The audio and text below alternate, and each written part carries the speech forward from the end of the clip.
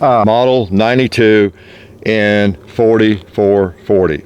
Or, as it says on the barrel, I must be wrong, it says 44 WCF. I have no idea what that stands for. I just know it's used 4440 cartridge. All right, Model 92. I've never had a Model 92 in this chambering, and or made this year. This one was made in 1923. Let's take a look at it. All right, it's empty. Actually, I know what that 44 WCF stands for. It stands for 44 Winchester centerfire.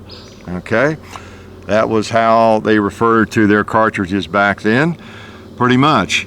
Okay, so this is a Model 92. You have seen us with a Model 92, but not one in this chambering and of this vintage. It's original 1923. The way you tell that is by the serial number. Right there, you can just look it up on almost any firearm, and there's sources that will give you, the date. So I was lucky to find this. You can find about anything you want out there. You folks that are just getting into firearms, you're thinking, well, I never see anything like that in my gun shop. I don't see those at Walmart. Well, you're looking at the wrong rack. If you go to the rack behind the main rack at Walmart, you'll find all kinds of things like this. You believe that?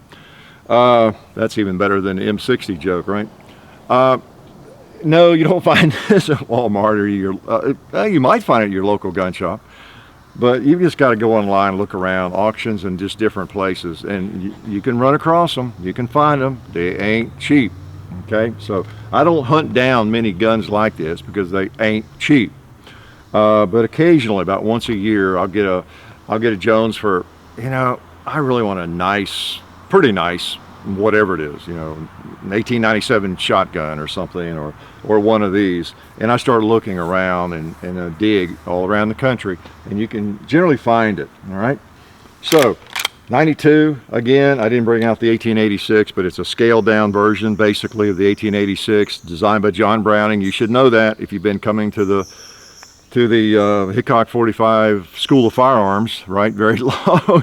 We've shown this, we've talked about it, how Winchester, I believe it was Winchester's, I always forget the story, his son-in-law, I think it was Bennett, whatever, went out to Ogden, Utah to talk to John Browning about designing a gun to replace a rifle, to replace, some people get upset when I call them guns. It's like, really? We need to stop naming gun shops, I think, or calling cars. You got to be specific. It's a Chevrolet. Anyway, he went out there, wanted John Browning to see about designing a firearm that would be a pistol caliber cartridge lever gun to replace the pistol caliber 1873. It was basically a pistol, cartridge lever gun. It's a great gun, the 1873, but it's a little weaker, the toggle link system, and it's a little heavier than this. Anyway, he thought John Browning could do it. Well, sure enough, he did. And the story there is funny. I've read it several times. I always forget the specifics of it, but he offered Browning a certain amount of money if he could do it within 3 months. And Browning said, well, I can do it probably shorter time than that, whatever. Pay me double that or something if I do it in 2 months or something. And then Browning said something to the effect, well, if I do it in 30 days, will you pay me, I'll do it in 30 days for X amount, which was more money. And Bennett or Winchester was delighted to hear that. Sure. Yeah, I think Browning even said, pay me like double if I do it within a month, or if I don't do it within a month, it's free or something like that. And of course, Browning, being John Browning, he had the advantage, he did, because he is John Browning. At least he was John Browning. And so he did it in a couple of weeks.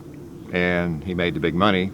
And he came up with a firearm that everybody liked. And why am I not loading while I'm yakking? Okay, I wonder if I got it back together right. So that's kind of the story. And they made over 1 million of these things. Very, very popular. It's lighter. It's stronger than the 1873. Handy. Just a wonderful lever gun. There are so many of these made. There are, like I say, over 1 million of them made by Winchester, and they're being made these days by who? Rossi, Chiappa. I say Winch, not really. There's no real Winchester factory anywhere, or a Browning factory, is there? If there is, give me the address. I want to go see the plant and watch the guns being made. But under license to Japan, Maruko, I guess, Maruka, whatever it is, however it's pronounced. They're making a lot of the Winchesters now, using the name and everything. And they're made well. My 1886 is made there. Okay, so I can't complain about that. But it's cool to have an old one because this gun is really a Winchester. Okay, now I mean it sounds silly, but it is really a Winchester made by Winchester when Winchester existed. Okay, I'm not sure how many I got in, but I'm going to shoot it. And again, this is a 4440. This cartridge came about, if you've seen our video called 1873, I forget the exact title, John, but it's like 1873, a good year, or maybe it's just 1873. But you look at FAQ video 54, it'll show you how to search if you don't know how to do that on YouTube. And we go into why that was a big year, because this cartridge came out that year. This gun came out, John's Colt Peacemaker, Colt single action, that year. The 1873, of all things, came out in 1873.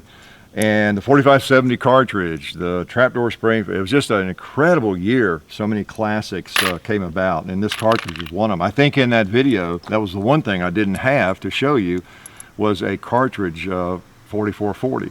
I believe I did not. And but I've got a pile of them here now, and it's fun to shoot. It's a pistol cartridge. It's not even as powerful as the 45 Colt. 45 Colt was very powerful. So these are not, they're good for hunting. A lot of people have taken a lot of deer, a lot of small game, and even larger game, deer and that size, with the 4440. This thing was chambered initially in 4440, 3840, 3220, and then I think a couple years later, when the 2520 came out, which I've never had anything in that, never even had a cartridge, but it was chambered in that. I know you see it, several of those out there. And then I think in the late 30s, 1930s, it was chambered in 218B. Now the modern ones from Rossi and other people, even Winchester, at least the name Winchester, man, you'll find them chambered in all sorts of things. 357 Magnum and 45 Colt, and you name it. Okay, so just a little history there, more than you needed. Probably repeated myself from all the other videos, but who knows? This might be the only video you see ever. And I wanted you to know a little bit about it, the 1892 Winchester. And again, it's the one the Westerns make the big mistakes with. This is the firearm, the lever gun, that is one you will see in probably 90% of Western movies. Now, you can't bank on it, because sure as the world they'll be carrying 1873s or 1894 models. I do see some of those in the Westerns.